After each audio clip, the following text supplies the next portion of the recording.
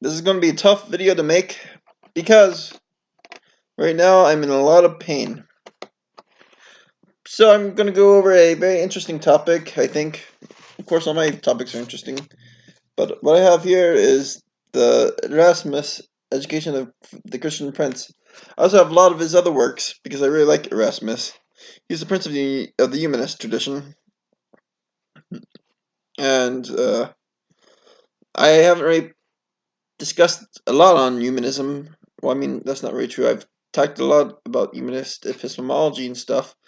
But anyway, right now I wanted to talk about politics.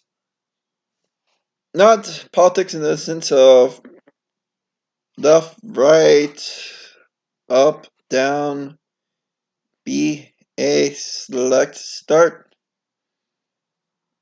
But uh, I wanted to talk about Machiavelli versus Erasmus of Rotterdam. The difference would be like Machiavelli actually has had a lot of fame lately, especially ever since um, I think about 20 years ago or so. Uh, Actually, a little bit more than that. Actually, a lot more than 20 years ago. Uh, I think Bill Clinton actually quoted Machiavelli in one of his speeches. And then you had a lot more press given to Machiavelli over the years. That you'd have a lot of different sports coaches. You'd have self-help guys, quote him like Robert Greene, and there's a lot of movements where people would call themselves amoral realist, which I really do not like this tradition of amoral realism, but I'm not going to talk about it too much for this video since I'm not talking about ethics. I'm talking about the political philosophy. And how this connects to gaming is Total War, and I was really wanting to talk about some of the older Total Wars, like Medieval 2, you have Chivalry versus Dread, like the general who does best at whatever has either high chivalry or dread, and how he governs the land and stuff. Then you have Total War's recurring theme of politics, where you have these different cities and they have unrest, and your job is to keep the unrest down, whether it's by suppression or some other means. Now, some of this advice that Erasmus gives us probably won't apply so much to Total War, because there's no way you can actually show yourself to be uh, the high moral character that you would in a real life situation. Like, you can't really publicly give to charities on the game because, well, that's not really something the developers have given in the game. But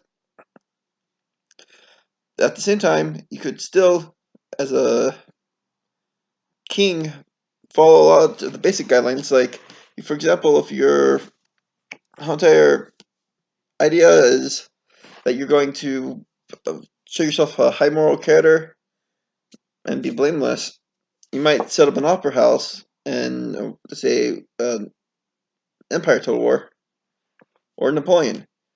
So as to encourage the arts, you might keep your civic part of your research up, but at the same time, you develop a little bit on the military so that you can protect them, which would, of course, have a more enlightened society, which may or may not be good for you because sometimes people on the game really have a clamor for reform. It's really hard to get through that. And at the same time, you have people like Machiavelli who pretty much tell you you have to do whatever you can. You have to be ruthless. You have to kill, kill, kill, kill to your objective, and your morals don't really matter. To that, there's some benefit to that with Total War, because in older Total Wars, which you can't really get away with it too much now, but in older Total Wars, if you would exterminate populaces, you could bring them under your control a lot easier, but it hurts your economics. and that could be a big problem for if you're a country that's struggling with your economics, or you might be a military superpower or whatever. Because if there's no one producing, there's no gold coming in, which means that ultimately you are stopped. So it really depends on how you really want to play the game.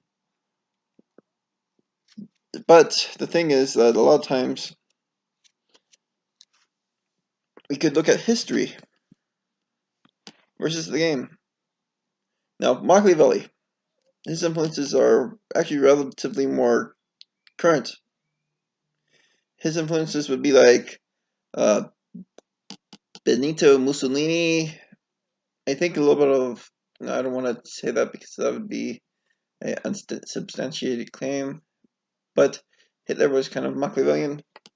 Um, Bill Clinton was influenced by him. A lot of United States presidents recently have been influenced by Machiavelli. A lot of the senators and the De Medici, historically though, they actually hated Machiavelli. In fact, there's no proof that The Prince was ever read by the very De Medici ruler that Machiavelli was writing to. But at the same time, when you look at Erasmus versus Frederick the Great, Charles V, uh, numerous rulers, Catherine the Great, a lot of things. It's very interesting because Erasmus actually talks about the perfect ruler being a philosopher, that he's able to think of ways to get through these complex situations that are both morally complex and practically complex.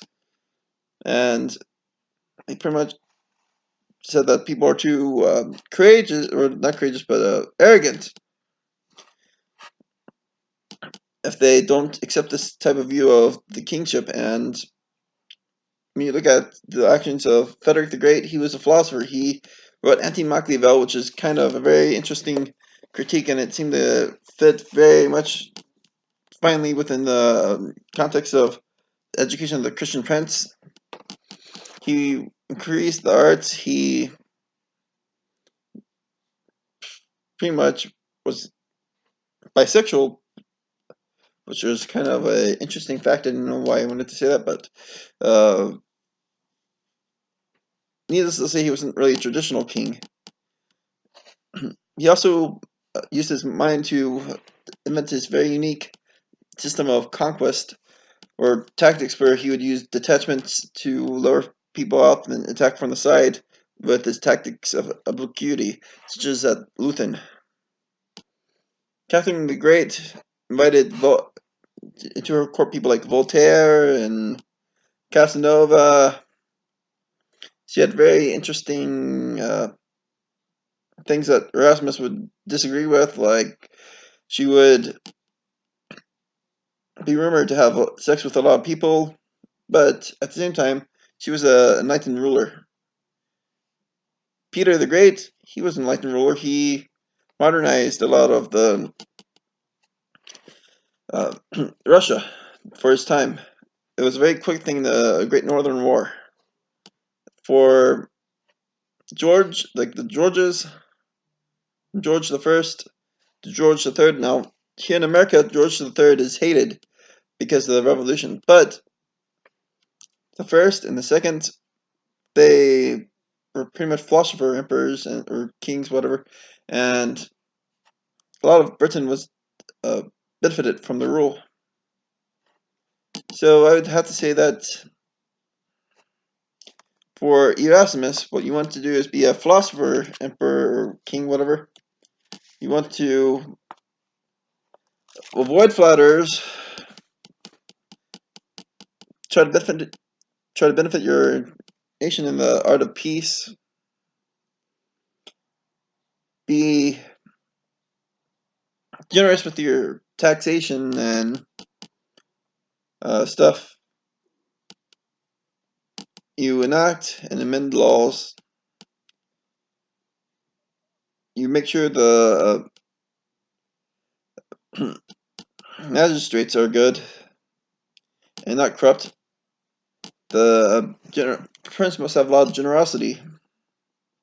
and high moral character, to be a symbol of the nation, and to do better things because he has a lot of power, and absolute power can do a lot of great destruction or a lot of great good. In fact, it was theorized by this very guy that if you were to do evil as a prince, you'd bring the nation great destruction. That there would be. He talks about marriage alliances too. I'm not going to mention much about that here. Set up really good treaties, and he also talked about the unfortunate part of funding wars and starting wars. And all in all, I think that if you follow Erasmus, and sorry I didn't get a lot of the concepts out today, but if you follow Erasmus, you will actually have a good time on Total War. Or even as a leader in real life, you could actually find yourself to have somewhat of an edge over everyone else because you are more liked.